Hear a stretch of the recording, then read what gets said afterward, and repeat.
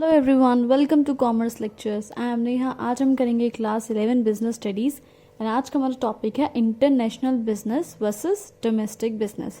दोनों में क्या डिफरेंस है? इंटरनेशनल बिजनेस जो है किन लोगों के साथ किया जाता है? हमारे देश से बाहर के लोगों के साथ किया जाता है। डोमेस्टिक बिजनेस किया जाता है हमारे देश के लोगों के साथ, कोई भी चीज़ खरीदना या उनको बेचना। सो देखते हैं इनके बीच का क्या डिफरेंस है। सबसे पहला पॉइंट है nationality of buyers and sellers, यानी बायर्स और सेलर्स की नेशनैलिटी क्या होती है, कौन सी कंट्री के वो होते हैं। अगर डोमेस्टिक बिजनेस की बात की जाए, यानी अपने ही देश में रह के अपने ही देश के लोगों के साथ बिजनेस कर रहे हैं, तो चाहे बायर हो चाहे सेलर हो, दोनों की सेम नेशनैलिटी होगी, यानी दोनों एक ही देश के होंगे। खरीदने वाला भी चीज़ और बेचने वाला भी चीज़ दोनों एक देश के होंगे। लेकिन इंटरनेशनल बिजनेस के केस में, यानी अगर आप बाहर के किसी देश को सामान बेच रहे हैं, वहाँ के लोगों को सामान बेच रहे हैं या वहाँ के लोगों से सामान खरीद रहे हैं, तो दोनों की नेशनैलिटी अलग होगी, यानी दोनों ही बायर और सेलर अलग अलग कंट्री से होंगे। जैसे कि एक इंडिया से हो सकता है, एक यूएस से हो सकता है, ठीक है, दोनों अलग अलग कंट्रीज के होंगे। Second point is nationalities of stakeholders. Stakeholders की क्या नेशनैलिटी होगी? यहाँ पे बायर और सेलर की बात की जा रही है, यहाँ स्टेक होल्डर्स की बात की जा रही है। अभी स्टेक होल्डर्स और शेयर होल्डर्स में थोड़ा बहुत डिफरेंस है, वो मैं आपको बताती हूँ कि स्टेक होल्डर्स कौन होते हैं। स्टेक होल्डर्स होते हैं जैसे employees, suppliers, share holders, general public, यानी वो सभी लोग जो बिजनेस के साथ टच में रहते हैं या उनको कोई भी इफेक्ट पड़ता है, इन्फ्लुएंस होता है, ठीक है, बिजनेस में कुछ बदलाव आने से, ठीक है, मतलब बिजनेस से जुड़े हुए लोग बेसिकली हम बोल सकते हैं आसान सी भाषा में। अगर डोमेस्टिक बिजनेस होगा तो सारे स्टेक होल्डर्स एक ही कंट्री के होंगे, यानी अगर आप इंडिया में रह के बिजनेस कर रहे हो तो आपके जितने भी स्टेक होल्डर्स हैं, चाहे एम्प्लॉयज, चाहे सप्लायर्स, चाहे शेयर होल्डर, सब एक ही देश के होंगे, सब एक ही भाषा बोलेंगे, सबकी वैल्यूज एक ही होगी, सबका एक ही ऑलमोस्ट कल्चर होगा। लेकिन अगर इंटरनेशनल बिजनेस की बात की जाए तो स्टेक होल्डर्स अलग अलग देशों से हो सकते हैं, ठीक है। जैसे कि एम्प्लॉयज कहाँ के होंगे? जहाँ वहाँ का ऑफिस होगा, है ना। शेयर होल्डर्स कोई भी पैसा इन्वेस्ट कर सकता है, किसी भी देश का आदमी। जनरल पब्लिक कहीं कोई भी हो सकती है। एम्प्लॉयज और जो आपके साथ में सामान खरीदते हैं, यानी आप बायर्स होगी, वो भी अलग देश के होते हैं ना, सब लोग अलग अलग देश के होते हैं।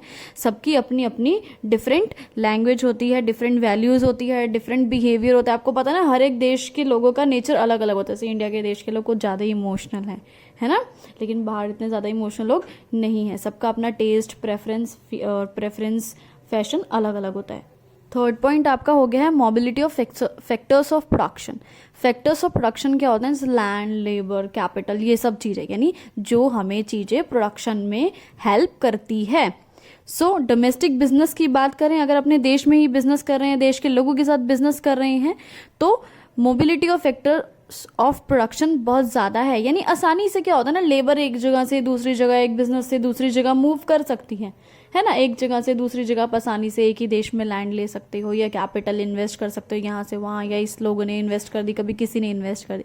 लेकिन इंटरनेशनल बिजनेस है तो लेस मोबिलिटी होती है। क्यों भाई? एक जगह से दूसरे देश में एक लैंड खरीदना कोई ऐसे एक बच्चों का खेल तो है नहीं, या लेबर को इंडिया से कहीं बाहर भेजना या बाहर से कहीं से लेबर मंगाना बहुत मुश्किल है भाई, है ना। फोर्थ पॉइंट है आपका customer heterogeneity across markets.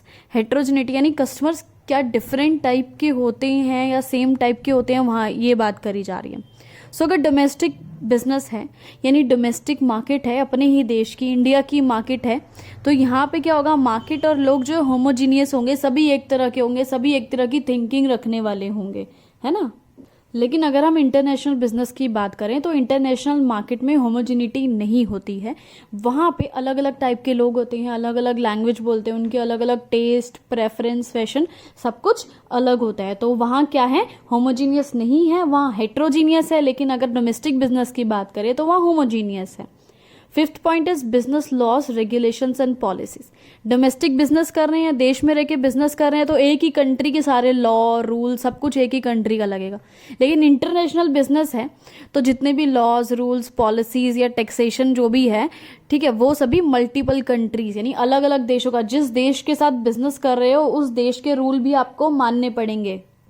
Next point है पॉलिटिकल सिस्टम एंड रिस्क। अब देखो, political factors such as type of government and its ideology have great impact on business। सबको पता है भाई कि अगर गवर्नमेंट बदलती है तो रूल्स भी वो अपनी मर्जी से बदल देती है। सब गवर्नमेंट की अपनी अपनी आइडियोलॉजी होती है, सबके अपने व्यूज होते हैं, अपनी मर्जी से टैक्स कम ज़्यादा जो भी है खुद करती हैं।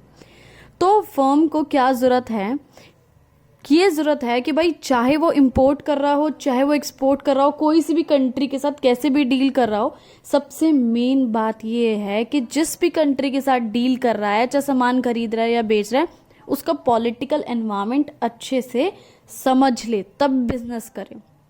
नेक्स्ट और लास्ट पॉइंट है currency use in business transactions. कैसी करेंसी यूज होती है? अगर डोमेस्टिक बिजनेस है तो क्या होगा, होम करेंसी यूज होगी सिर्फ, जैसे कि इंडिया में अगर आप बिजनेस कर रहे हैं तो रुपीज में ही सिर्फ बिजनेस होगा।